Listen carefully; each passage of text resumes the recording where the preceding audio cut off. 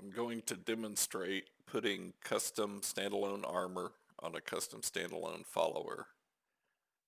So the armor I'm going to use for Nithriel, this character by Luke Jacobson, is going to be Maddie's Mithril, which is available on the Nexus, and it's a gorgeous set of armor. This is for a private demonstration, and if this follower is ever distributed in a public forum of any kind, she will either not be wearing the armor or will get the modder's permission to redistribute it. So I'm going to borrow the Curios, the gauntlets, and the boots from this mod and put them on the follower for this demonstration.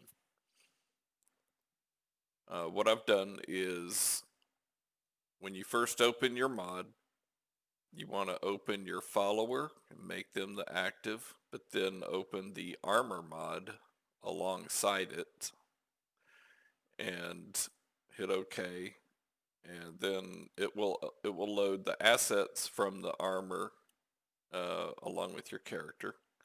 So we just what I did to find the mod's armor is I look first in this list over here. Sometimes it's clear and sometimes it is not. I looked at this and rather guessed that that would be the category, and it was. If you can't find it that way, you can try, filtering all of the armor, and then you will usually see it scrolling down or possibly searching, begin typing the name of the armor, and sometimes it will go to that. So every armor piece is going to have a main piece and an armor add-on. And what I did here is I searched under this category, got to here, and I'm going to find out what the armor add-on pieces are actually like. Okay, so it does start with Mithril. They don't always have names that simple, so it's good to look. Let's go under armor add-on, start typing Mithril, goes right to it, and look at there. I'm going to do the boots first. So the boots armor add-on is what holds the mesh that attaches to the main armor. So I rename it first.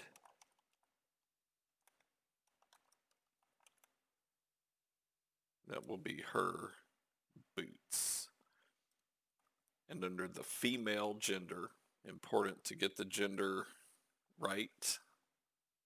And we navigate to the mesh in the followers standalone folder.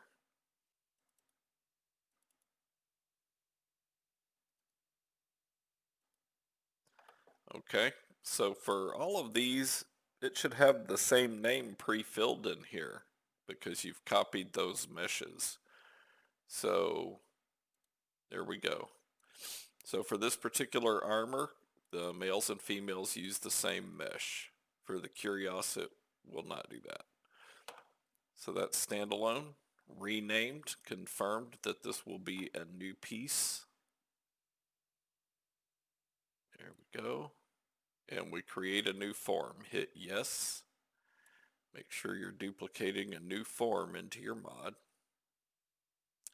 Okay.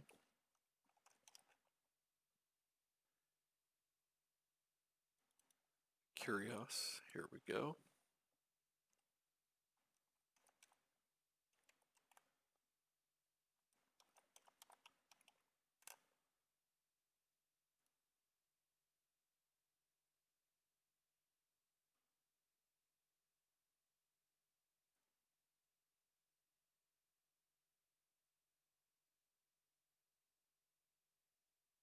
There we go. That is pre-filled in there.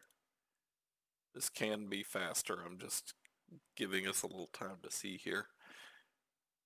Renamed, new mesh, and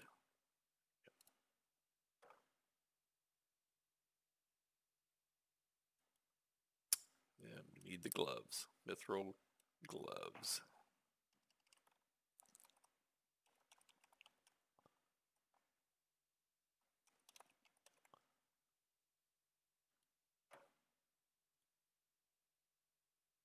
There we go. Same folder. Hit OK.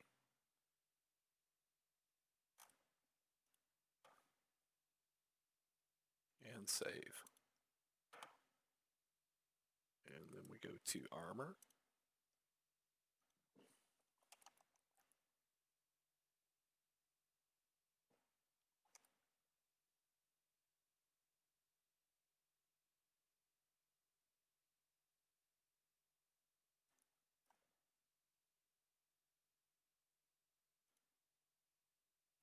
Go to Nithriel boots, rename.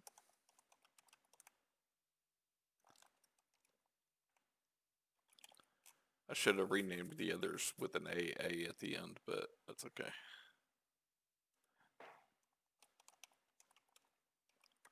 Whatever you type in the name field will be what it's called in the game. So here you go. This is the armor add-on for the boots. Got that in there, and we want the world model because that's what shows up in the inventory.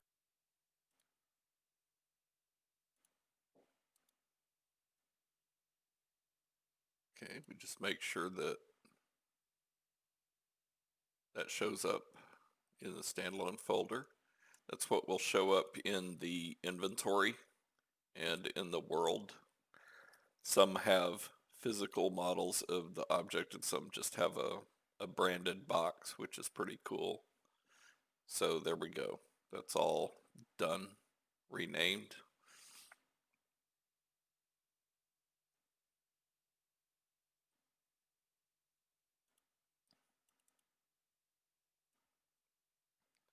Rinse and repeat.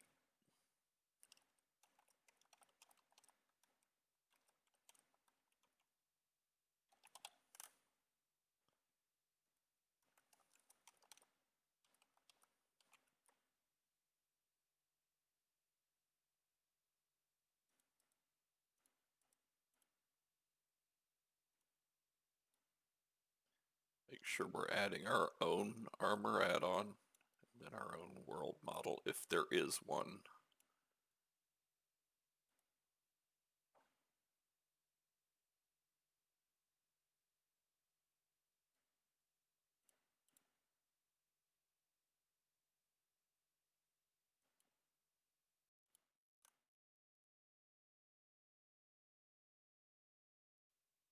Now I want to add it to her as a default outfit so she'll be wearing it for the initial presentation.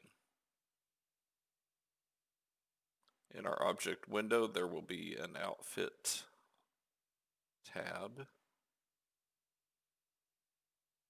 Here we go. Outfit category. New.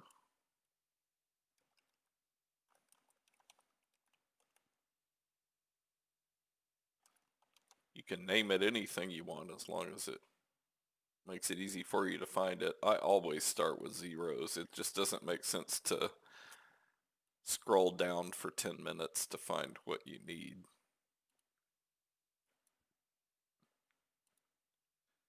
Go to my armor, and since I named it that, it's always going to be at the top.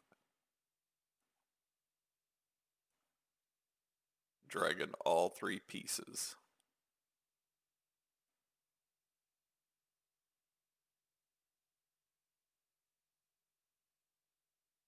Oh, yeah, I misspelled that. That's okay within the, it's actually fine. As long as I don't misspell the in-game name, that's fine. If you wanted to be more meticulous, you could make another one or rename that one or whatever, but. And in the inventory panel of the follower, we can now just go to her outfit, hit full preview. Okay, looks like it's gonna land on her just fine. Hitting OK, Save and exit. Our next step is to reroute the textures in Nifscope. If you don't have Nifscope already, you need it. It's going to be on a site called Niftools. You should be able to Google it and get right to it. So we're going to open the armor and all of the world models that we just used, and we're going to route those textures.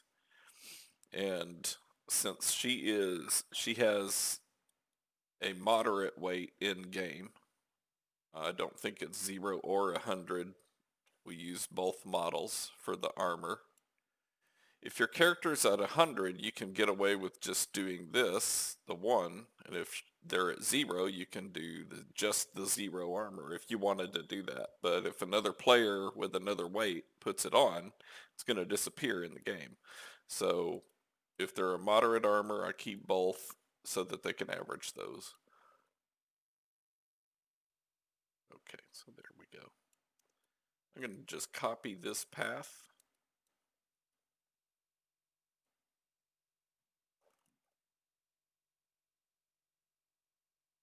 Then in Nifscope, we just paste in that path everywhere.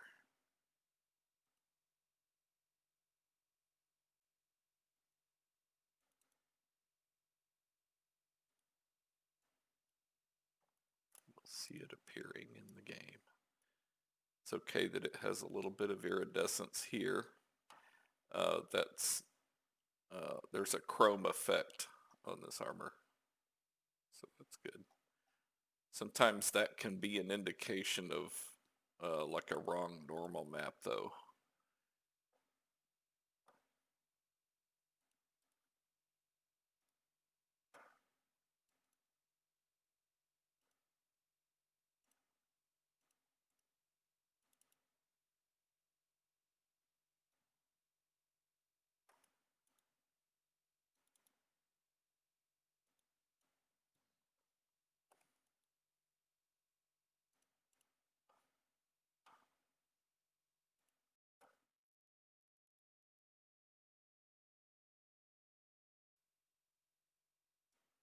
By the end of this process, you should end up with all the meshes in your armor folder routed to all the textures in your textures armor folder.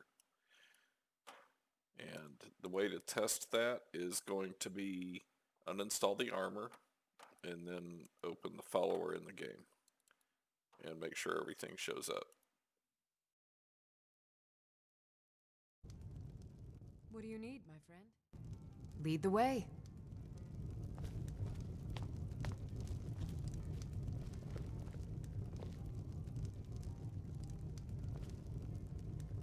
Looks like everything worked out. Okay.